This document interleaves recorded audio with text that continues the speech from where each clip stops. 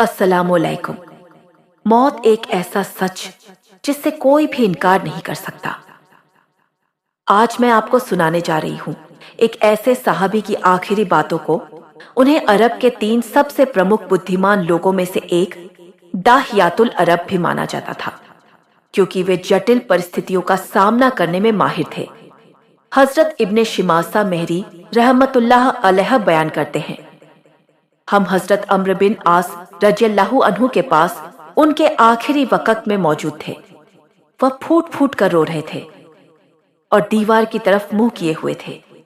उनके बेटे उन्हें तसल्ली देते हुए बोले, अब्बा जान, क्या रसूलुल्लाह सल्लल्लाहु अलैहि वसल्लम ने आपको खुशखबरियां नहीं दी थीं?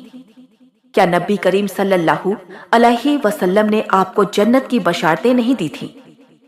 हजरत अम्र बिन आस रज़ियल्लाहु अन्हु ने दीवार से मुंह फेरकर हमारी तरफ देखा और बहुत भारी आवाज में फरमाया, मेरी आखिरत की सबसे बड़ी पूंजी यह है कि मैं इस बात की गवाही देता हूं कि अल्लाह के सिवा कोई माबूद नहीं और मोहम्मद सल्लल्लाहु अलैहि वसल्लम अल्लाह के रसूल हैं। मेरी जिंदगी के 3 दौर गुजरे हैं। पहला दौर वह दौर जब रसूलुल्लाह सल्लल्लाहु अलैहि वसल्लम से ज्यादा नफरत करने वाला मुझसे बढ़कर कोई नहीं था।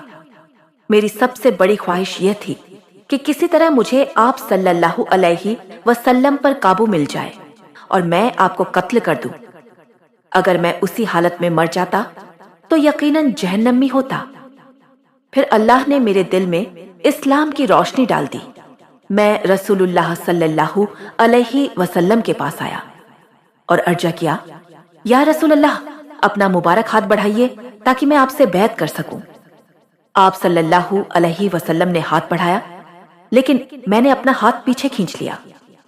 आप सल्लल्लाहु अलैहि वसल्लम ने फरमाया, ऐ अम्र, क्या हुआ?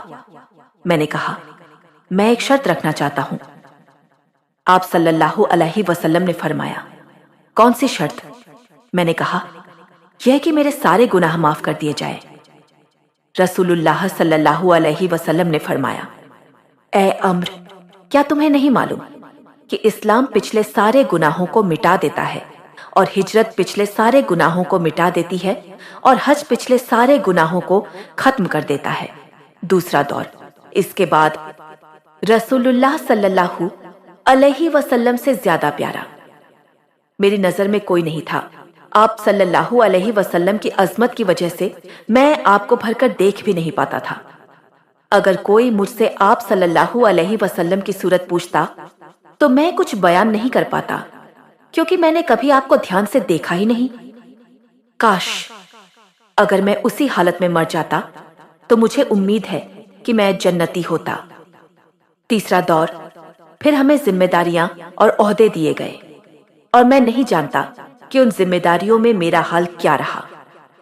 फिर उन्होंने वसीयत की, आखिरी वसीयत, जब मेरी वफात हो जाए तो मेरे जनाजे के साथ शोर मचाने वाली औरतें न जाएं और न ही जाहिलियत की तरह आग मेरे जनाजे के साथ हो। जब मुझे दफन कर दिया जाए तो मेरी कब्र पर अच्छी तरह मिट्टी डालना। फिर मेरी कब्र के पास इतनी देर ठहरना जितनी देर में एक ऊंट ज़ब्ह करके उसका गोश्त बांटा जाता है, ताकि तुम्हारी मौजूदगी से मेरा दिल लगा रहे और मैं समझ सकूं कि मैं अपने रब की तरफ से आए फरिश्तों के सवालों का क्या जवाब देता हूं। या अल्लाह, हमें भी ऐसा ईमान अता फरमा जो मौत के वक्त हमारे काम आ जाए। आमीन। अगर आपको ये हदीस अच्छी लगी हो तो वीडियो को लाइक कीजिए और चैनल को सब्सक्राइब करना न भूलें। आपका एक छोटा सा सपोर्ट